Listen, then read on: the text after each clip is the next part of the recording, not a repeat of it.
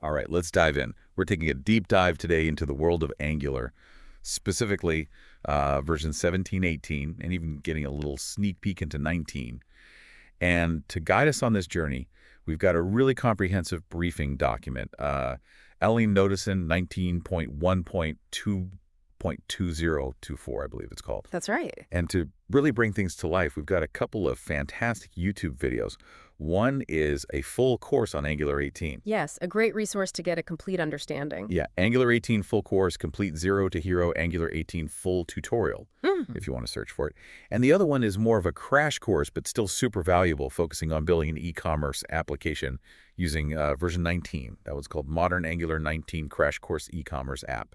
Both videos offer a hands-on approach to understanding the nuances of these versions. Exactly. So we're going to pull from all these resources, look at what's new, what's changed, what's been improved, and really try to make sense of what it all means for, well, you, the Angular developer. It's quite remarkable how rapidly Angular evolves. Is it? To continually meet the ever-changing demands of web development, it's like observing a skilled architect refining their blueprint, always incorporating new techniques and materials while ensuring the building's core structure remains solid. I love that analogy. Oh. It really paints a picture. So, before we get too deep into the weeds of all the shiny new features, let's take a step back. Sure. And just briefly remind ourselves what exactly we're talking about when we say Angular. Our briefing document puts it quite succinctly, a front-end framework for building dynamic web applications. A great starting point indeed. At its core, Angular enables us to craft interactive web experiences that go beyond static pages. It harnesses the power of HTML, CSS, and, of course, TypeScript, which you could think of as JavaScript with some added superpowers. I like that, superpowers. Yeah, to create these dynamic and responsive applications. Okay, so you're creating these engaging user interfaces that are interactive and responsive, but there's a lot that goes on behind the scenes to make that happen. And one of the key things that I know Angular handles is this whole complex world of DOM manipulation, right? Absolutely, you're spot on. The DOM, or Document Object Model, represents the structure of your web page. Now, manipulating the DOM directly, well, it can get pretty messy and prone to errors. It can get complicated. It can. Angular gracefully steps in and simplifies this process. It gives you a more declarative and efficient way to interact with the elements on your page. So it's like Angular saying, hey, you focus on the logic, the functionality of your app. Yeah. I'll take care of all this complex DOM stuff behind the scenes. Precisely. It provides a framework, a set of tools and conventions that streamline the entire development process. And speaking of tools, we can't forget the Angular CLI, the command line interface. It's incredibly powerful. I was going to say, the YouTube videos did such a great job of showing the Angular CLI in action. It's like having this master control panel, right, for your entire project. Yeah. You can create a new project, generate components, run tests, and even deploy your application, all with just a few simple commands. It's pretty remarkable. The Angular CLI significantly streamlines the workflow. And as you mentioned, components are the heart of an Angular application. The fundamental building blocks. Yes. Think of them as self-contained units that encapsulate a specific piece of functionality or a portion of the user interface. Each component has its own HTML template for structure, CSS for styling, and a TypeScript class for the logic that drives it. I love how in one of the YouTube videos, they described it like building with Legos. Each component is like a little Lego brick, and you can combine these bricks in countless ways to create all sorts of complex structures. A fantastic analogy, and the beauty of this modularity is that components are reusable. Right. You create a component once and then reuse it throughout your application. Yeah, saves a ton of time and effort. It does. And that modularity, it goes beyond just the components themselves. It does. It extends to the entire project structure. The YouTube videos did a great job of walking us through the different files and folders in a typical Angular project. Things like package.json, angular.json, main.ts, and that all-important SRC folder. It's like everything has its place, and it all makes sense. That well-defined structure is crucial for managing the complexities that come with building larger applications. It's like having a meticulously organized workshop, where every tool and material has a designated spot. Okay, so we've got our building blocks, these components, and this organized structure to keep everything in its place. But how do we actually bring these components to life? How do we make them dynamic, interactive? Yeah, how do we make them actually do something? That's where the magic of data binding comes in. It's what connects your component's logic, written in TypeScript, to the elements in your HTML template. It allows you to dynamically display data, respond to user actions, and keep your UI perfectly in sync with your application's state. I remember being so impressed with the e-commerce app demo in the crash course. They were able to do so much with data binding, like dynamically displaying product information, updating the cart total as items were added, and even handling form submissions. All with just a few lines of It code. was impressive. It highlights the power of data binding for modern web applications. And Angular provides several different ways to achieve it. We have string interpolation, which allows you to embed variables directly into your HTML templates. Then there's property binding, where you can dynamically set the properties of HTML elements based on your data. And of course, there's event binding, which enables you to respond to those user actions like clicks, hovers, and keystrokes. They're starting to get the hang of this data binding thing. It's like creating these live connections between our code and the user interface. Exactly. And to take it even further, Angular provides two-way data binding, a very special type of binding. It keeps your UI and data in perfect harmony. I was just going to say, two-way data binding. What's that all about? Any change you make in the UI is instantly reflected in your data, and vice versa. Wow, that's powerful. So, like, if you're building a form, for instance, any input the user enters is automatically synchronized with the data model behind the scenes. Precisely. It's incredibly powerful, though admittedly it can take a bit of practice to master. I bet. But once you get the concept, it really streamlines the process of building interactive elements. Okay, so far we've got our building blocks, these components. We've got data binding to create those dynamic connections.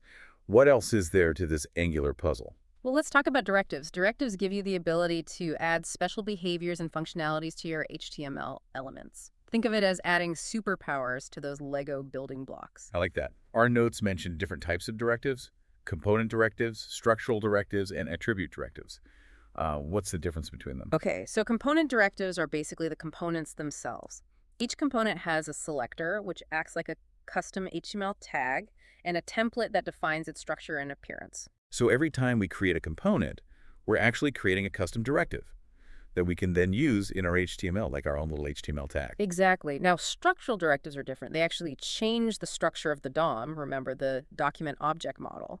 They add, remove, or manipulate elements. Like the add-if directive, it conditionally displays a block of HTML based on a Boolean expression. The YouTube videos showed how you could use if to, like, hide or show content based on user permissions or other conditions. It's pretty neat. It's quite powerful. Yeah. And Angular 17 brought in a new syntax for these structural directives, using symbols like @if, @for, and @switch. It makes them more intuitive and easier to read. Oh yeah, those new directives are much cleaner. It was definitely highlighted in the videos, much less verbose. Absolutely. Now, last but not least, we have attribute directives. They modify the behavior or appearance of an element without changing the DOM structure. A classic example is the in-class directive. It allows you to dynamically add or remove CSS classes based on certain conditions. So like in the e-commerce app demo, they used in-class to change the color of a button depending on its state. Green for active, red for disabled. A nice way to give the user that visual feedback. Exactly. Attribute directives are very versatile. You can add a wide range of functionalities to your elements using them. Okay, so we've got these components as our building blocks, data binding to make them dynamic, and then directives to give them special powers to really enhance their behavior and appearance. It's pretty remarkable how Angular combines these concepts, right? It is. To create this really powerful and flexible framework for building these complex web applications. But as our applications grow larger, more intricate, I can't help but wonder about the performance aspect of it all. It's a valid concern. As our applications scale, ensuring they remain fast and responsive becomes crucial. Yeah.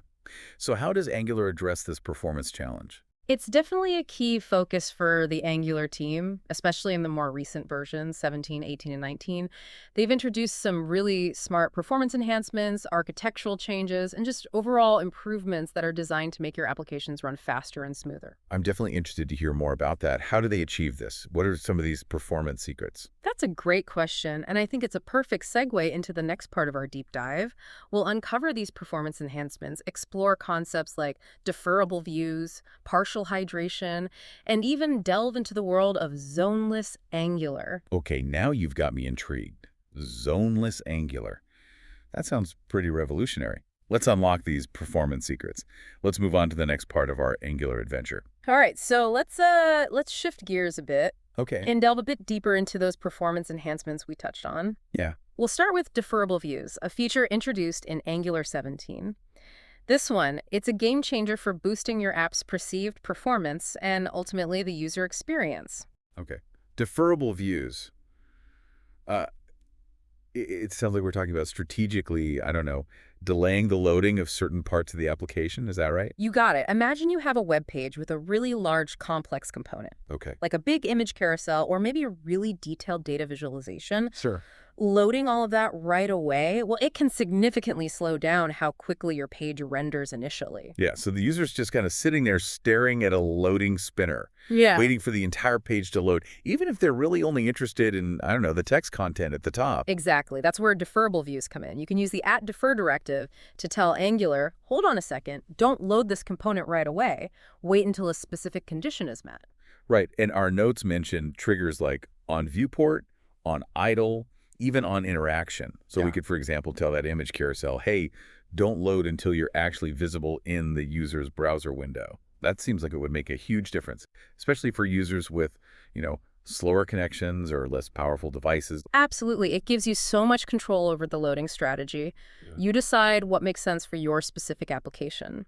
This not only improves that perceived performance, how quickly the user sees something meaningful, but also boosts those core web vitals that Google loves. Oh, right. Those core web vitals. A faster, more responsive site usually means a higher search ranking and, well, happier users all around. It's like, I don't know, it's like choosing to stream only the parts of a video you're actually watching Right. instead of downloading the whole file at once. Makes sense. Smarter use of resources.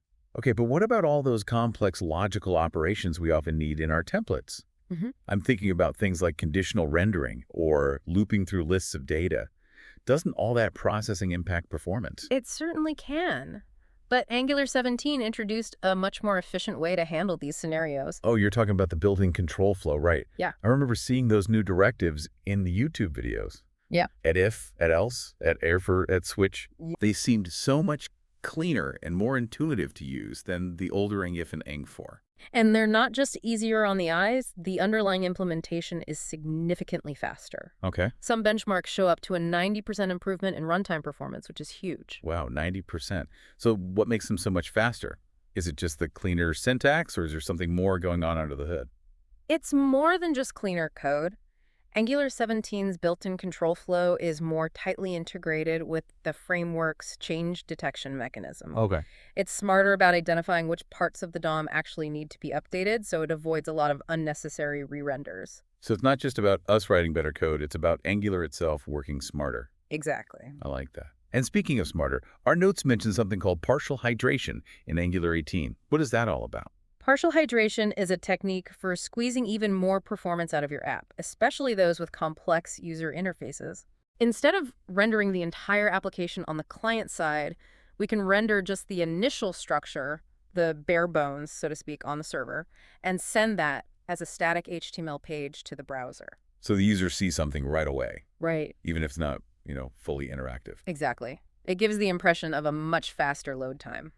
And then, as the user starts interacting with different parts of the page, Angular cleverly downloads and hydrates only those specific components. Makes it fully interactive. Right. It's kind of like starting with a blueprint Yeah, and then filling in the details and functionality piece by piece. I like that. And this approach plays really well with some of those modern web development techniques we see more and more, like server-side rendering, SSR, and static site generation, SSG. Yeah, I've heard of this. They're supposed to be great for SEO and performance as well, right? They are. Okay, we've talked about deferring views, optimizing control flow, and now partial hydration. But then there's this thing, zoneless Angular, that's mentioned in our notes for both Angular 18 and 19. Yeah, that's a big one. It almost sounds a little, I don't know, mysterious. A little bit. Zoneless Angular is a potential game changer, a different way of thinking about how Angular works at its core. Okay. You see, historically, Angular has relied on a library called zone.js to manage change detection. Zone.js essentially keeps a watchful eye on your application, constantly monitoring it for any changes like user input or asynchronous operations. So anytime something happens, Zone.js is like, hey, Angular, something changed. You need to update the UI. Exactly. It's a powerful system, but it can also introduce some overhead and occasionally lead to unexpected behavior. So zoneless Angular is about getting rid of Zone.js altogether. In essence, yes. It's about giving Angular more autonomy, removing that constant surveillance system. Interesting. It's still experimental in Angular 18, but the early results are very promising. Zoneless Angular has the potential to create a much leaner and faster framework, especially for applications that don't rely heavily on those asynchronous operations. Okay, I can see how that would be a major shift. It is. A whole different way of thinking about how Angular manages updates and keeps everything in sync. And it sounds like Angular 19 is continuing down this path of, I don't know, extreme performance optimization with features like incremental hydration and server-side rendering with zoneless Angular. Absolutely. They're building on these foundations, constantly refining and improving the framework. Yeah. But perhaps the most exciting development, at least in my opinion, is the introduction of signals. Ah, yes. Signals. I was wondering when we'd get to those. It's like this buzzword everyone's talking about, but it's still a bit of a mystery. It is a bit mysterious. Think of signals as a more direct and efficient way to manage the flow of data in your application. Okay. They allow you to create explicit dependencies between your data and the UI elements that rely on that data. So instead of Angular constantly checking everything for changes, we can tell it, hey, this specific piece of data affects this specific part of the UI, so only update that part when the data changes. Exactly. It's a much more targeted approach to change detection. Much more efficient, I imagine, especially as applications get more complex. It is. Lots of data flying around, lots of components interacting with each other. Signals streamline all of that. So it's like a more surgical approach to reactivity. Yeah, that's a good way to put it. Precise and controlled. I like it. But wouldn't this make debugging a lot more challenging? If updates are happening in this very targeted way, how do we, trace those dependencies and figure out where a problem might be originating? It's a valid concern, and that's why the Angular team is working on tools and techniques to make debugging with signals easier and more intuitive. Oh. For instance, Angular 19 introduces something called signal graphs, which visually represent the relationships between all those signals. So you can actually see how data is flowing through your application. Exactly, like a map of your application's reactivity. That's cool. It would make it much easier to understand those dependencies and pinpoint any issues. Are there any other benefits to using signals? Definitely. Signals encourage a more declarative style of programming, where you focus on describing what your application should do, rather than dictating every step of how it should do it. So it's like, I don't know, writing a recipe Yeah, instead of micromanaging every single step in the kitchen. that's a great analogy. You just tell Angular, this data is important and these UI elements need to stay updated with it. Angular handles the rest efficiently and reliably. Exactly. And Angular 19 even takes this further with features like linked signals and the resource API. Oh, right. We talked about those a little bit earlier. Yeah. Remind me again how they work and why they're so important. Okay, so linked signals let you create connections between signals. Okay. When one signal changes, it triggers automatic updates in any other signal that is linked to it. Kind of like a chain reaction of updates. Exactly. It's incredibly useful for managing those complex data dependencies. Yeah, makes sense. And what about the resource API? The resource API is a real game changer for working with asynchronous operations. Things like fetching data from an API. Right. It allows you to seamlessly integrate these operations into that signal graph so you can easily manage those loading states, errors, and ultimately the data itself. So instead of writing a bunch of, I don't know, messy code to handle all those API requests and responses and error handling and loading states and all of that, Right. we can just represent the whole process as a signal Yes. and let the signal take care of all the complexities behind the scenes. Much more elegant, much more declarative. It's about describing what you want to achieve, and Angular takes care of making it happen. Okay, I'm starting to see how signals are really pushing Angular towards this, like, ultra-reactive, ultra-efficient future. They are. But they're still relatively new, right? I mean, there's probably a lot more to discover, a lot more that's going to evolve. Yeah. Signals are still in their early days, and I'm sure we'll see even more improvements and refinements as Angular continues to evolve. Right, and I'm also curious to see how signals will impact, other areas in Angular development, like testing and state management. That's a great point. As signals become more widespread, I think we're going to see new testing frameworks and libraries popping up, Yeah. ones that are specifically tailored for this reactive model. And even state management libraries, the tools we use to manage those complex data flows in our apps, they're likely to evolve as well to leverage the power of signals. Yeah, it feels like we're witnessing a real paradigm shift in the Angular ecosystem. It is. A move towards this more declarative, more reactive, and ultimately more efficient way of building web applications. It's a really exciting time to be an Angular developer. It really is. The framework is evolving so rapidly, embracing new technologies and pushing the boundaries of what's possible on the web. So we've covered a lot of ground in this deep dive so far, haven't we? We have. From those foundational concepts of components and modules, data binding, Right. to the nuances of directives, and now, of course, this whole revolutionary concept of signals. It's been quite a journey. It has, but it's not over yet. There's still more to explore. Definitely. So let's move on to that final part, where we wrap up our exploration of Angular's evolution and, well, try to make some sense of what the future holds for this incredibly powerful framework. So we've come a long way in this deep dive. I have. Explored the foundations of Angular, its powerful toolkit. Right. Witnessed this whole performance revolution happening in versions 17, 18, and 19. It's been impressive. But where does all this lead? What does it mean for the future of Angular, for developers like us? Well, the future of Angular, I think it's brimming with possibilities. Yeah.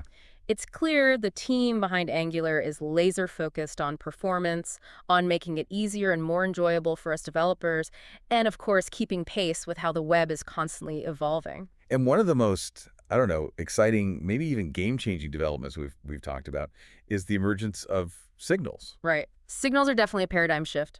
They offer a much more direct and efficient way to manage data flow and how the UI updates. Instead of relying on zone.js to kind of globally detect changes, signals let us define very specific dependencies between our data and the parts of the UI that actually need to know about it. So like if we have a signal that represents, say, the items in a shopping cart, Yeah. any part of the UI that needs to display that information, it can subscribe to that signal, right? Exactly. And if the card contents change, the signal notifies its subscribers, and only those specific parts of the UI get updated. That's a great way to put it. No more unnecessary re-renders, no more cascading updates throughout the entire application. Exactly. Much more efficient, especially for larger, more complex applications. Yeah, but wouldn't this make debugging more difficult? Yeah. I mean, if updates are happening in such a targeted way, how do we trace those dependencies and figure out where a problem might be coming from? That's a good question, and the Angular team is well aware of that concern. They've been working on tools and techniques to make debugging with signals easier and more intuitive. For example, Angular 19 introduces something called signal graphs. Right, I think I saw that in the notes. They visually represent the relationships between signals, how data flows through your application. So you can actually see how things are connected. Yes, exactly. It's like a map of your application's reactivity. That's really cool. So it's not just about performance, it's also about making it easier for us to understand and manage these increasingly complex applications. Exactly. Are there any other benefits to using signals that, maybe we haven't talked about yet? Well, signals also promote a more declarative style of programming. You focus on what you want your app to do rather than the nitty-gritty details of how to make it happen. So it's less about micromanaging every little step. Right. And more about describing the desired outcome. Exactly. It's like giving Angular a recipe and letting it handle all the cooking. Here's the data. Here's what needs to happen. You take care of the rest. Yes. And Angular 19 introduces even more features to make this even easier, like linked signals and the resource API. Oh, right. We touched on those briefly in the previous part. Maybe you can refresh our memory a bit. Sure. So linked signals, they let you create these connections between signals. When one signal changes, any other signals linked to it automatically update as well. Ah, so it's like a chain reaction of updates. Precisely. Perfect for managing complex data dependencies. Yeah, that makes a lot of sense. And what about that resource API? That one sounded pretty interesting. The resource API, it's a game changer for dealing with asynchronous operations, like fetching data from an API. Okay. It lets you integrate those operations directly into the signal graph, so managing loading states, errors, and the data itself becomes so much smoother. So instead of having to write all this, imperative code to handle those API requests, the responses, error handling, all that, Right. you can just represent the whole process as a signal and let the signal handle the complexity. Much more elegant and declarative. It's like Angular saying, hey, I got this. You just tell me what data you need and I'll make sure you get it. Exactly. It's all about making our lives as developers easier, more efficient, and letting us focus on the bigger picture. Okay, so signals, they're clearly a big deal. Yeah. But they're also still relatively new, right? They are. It's early days for signals, but they're rapidly evolving. I imagine we'll see a lot more development, a lot more refinement in future versions of Angular. Absolutely. And I'm also curious to see how signals will impact other aspects of Angular development.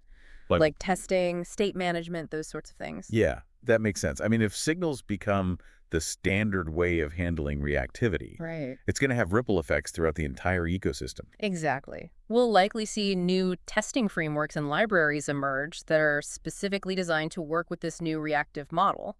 And even state management libraries, the tools we use to manage those complex data flows in our applications, they'll probably evolve too to leverage the power of signals. Yeah, it feels like we're at the beginning of a really exciting chapter in the Angular story. It does, doesn't it? So to our listeners, if you're not already on board with Angular, now's the time to jump in. Explore its capabilities, embrace this ever-evolving landscape of web development. It's an exciting journey. It is. Who knows what amazing applications you might create? The possibilities are endless. This is just the beginning of your Angular adventure. Enjoy the ride. Absolutely. Well, I think that's a wrap for our deep dive into Angular 17, 18, and a glimpse into 19. It's been a pleasure diving in with you. Likewise, I've learned a ton, and I hope our listeners have too. Until next time, happy coding, everyone.